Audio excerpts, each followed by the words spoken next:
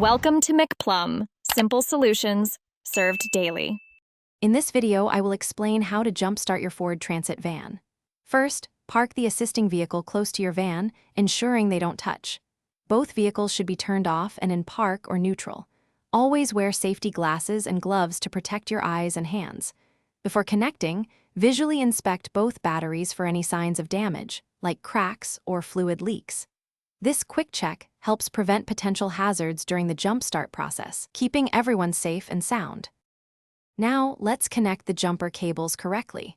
Take one red positive clamp and attach it firmly to the positive terminal of your dead Ford Transit battery. Next, connect the other red positive clamp to the positive terminal of the assisting vehicle's good battery. Then, attach one black negative clamp to the good battery's negative terminal. Finally, connect the remaining black clamp to an unpainted metal surface on your Ford Transit, away from the battery, like an engine bolt or chassis point. With the cables securely connected, it's time to bring your Ford Transit back to life. Start the engine of the assisting vehicle and let it run for about 5 to 10 minutes. This allows the good battery to transfer a sufficient charge to your van's dead battery. After this charging period, try to start your Ford Transit.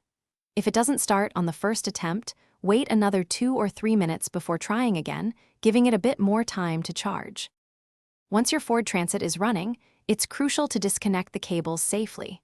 First, turn off both vehicle engines. Then, carefully remove the black negative clamp from the unpainted metal surface of your Ford Transit. Next, remove the other black negative clamp from the assisting vehicle's battery. Finally, remove the red positive clamps, starting with the one on the assisting vehicle's battery and then the one on your Ford Transit's battery. Drive your van for at least 20 minutes to fully recharge the battery. Thanks for watching. Stay juicy and subscribe.